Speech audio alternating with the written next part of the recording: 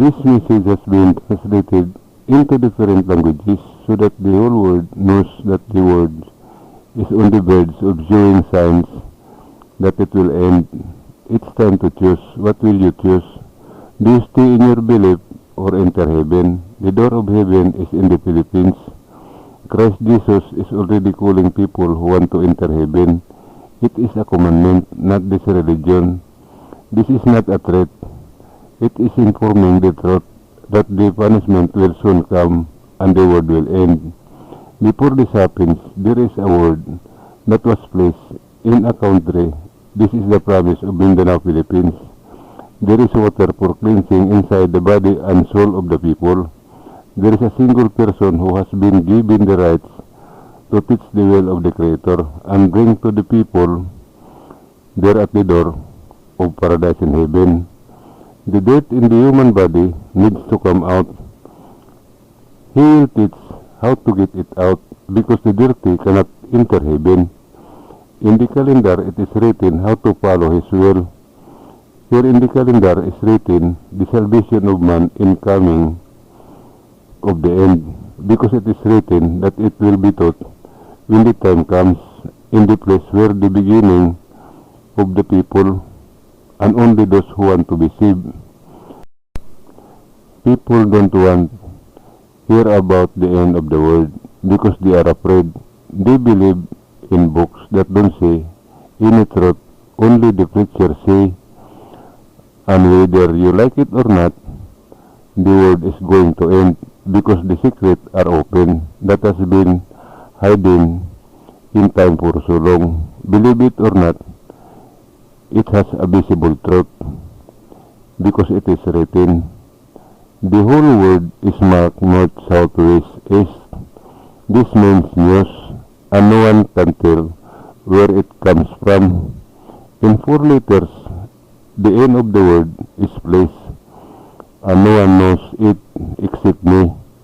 What is the news? The S, sunrise, E, night comes, W, word, E, end. Here in the name of Pilipinas, or Philippines, is written the true name of the Creator, Hanes Kuman or Well. It has been uploaded to YouTube so that it's easy to see this channel. Type Minandro Heavenly News, click on my picture, click on the video. There is no audio, just read it. These videos are from the beginning of the creation of life in the heavenly paradise until where the different species, colors, and words of man came from. The NMKI or Omega Alpha, each of them has a commandment for man to do. The will of the Creator is to 7 days and adjust. All of His commandments will be taught in that place before man begins. The first 7 is the 7th day or a week, whatever day. The second 7 is the giving of blessing. All of these days are visible. The 10 commandments were given to Moses did not say that there is forgiveness. In return for his forgiveness is this. The last commandment is as well, so that people will remain alive when the end comes, and will be taught in the place where the person starts, and it's only for those people who want to be saved when the end comes. To everyone who wants to enter paradise in heaven, the first step to take is to drink water that has spirit and follow those who teach it is the will of the Creator, to do it truthfully, because this is the exchange for His forgiveness. It is news or commandments, not this religion. My words are from nature, not from book. Book are man-made. It was done in their questioning. All their questions, nothing comes from heaven. So don't believe it, because it will lead people to hell. Follow this channel because I have more to say and explain about human salvation when the end of the world comes. There is only one way to salvation. For those people who want to enter heaven, there is a mission to encourage the blind It is necessary to do a mission for it to those who are blind to the truth. All who believe in books, they are blind to the truth. There is no need to explain. The question is what to do. This channel will post, type on YouTube Minando Heavenly News. When someone asks or comments, it means that the mission is over. To use social media such as Facebook, Instagram, Twitter, etc. to do the mission. Click like to know me if you are doing the mission. Eternal life is done not end in prayer.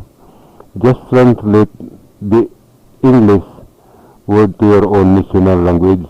Do not believe that an angel has wings, because no one has known as an angel. I hope you will be one of those who will be with me there at the door of paradise in heaven. There is only one heaven and only one way, mabuhay.